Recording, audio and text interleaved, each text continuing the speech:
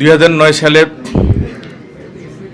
25 এবং 26 ফেব্রুয়ারি দেশের মানুষের চোখের সামনে মানুষ প্রত্যক্ষ করতেছিল পিলখানায় ঘটনা ঘটছে, মানুষ দেখতেছিল, কিছুই করার ছিল না মানুষদের।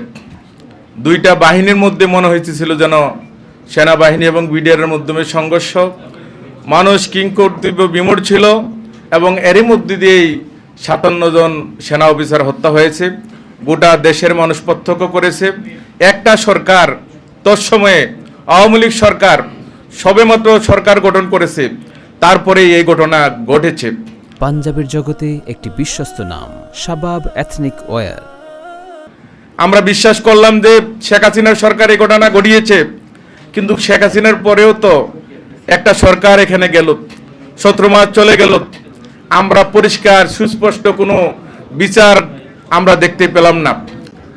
ওই পরিবারগুলো এখনো হাহাকার করছে যে তারা কেন বিচার পাচ্ছে না। আমাদের কাছে আশ্চর্যজনক লাগছে, একটা দেশের সর্ববৃহৎ একটা বাহিনী, যে বাহিনীর 57 জন সেনা অফিসার হত্যা হয়েছে, সেটার বিচার যদি এদেশের মানুষ প্রত্যক্ষ করতে না পারে, তাহলে অন্য হত্যাকাণ্ডের বিচার এদেশে কিভাবে হবে, মানুষ কিভাবে পেতে পারে?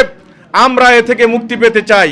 আমরা আজকে দাবি করি এটার পরিষ্কার স্বচ্ছ একটা বিচার মানুষ প্রত্যক্ষ করবে, মানুষ বিশ্বাস করবে এ বিচার হয়েছে।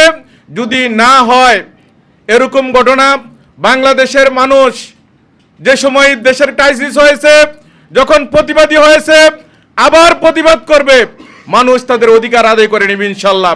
আমি দোয়া করি সেনা অফিসার যারা শহীদ হয়েছেন, আল্লাহ তাদেরকে শহীদ হিসেবে কবুল করুক, তাদের বিচার মানুষ দেখতে পাক। আল্লাহ হাফেজ। বাংলাদেশ জিন্দাবাদ।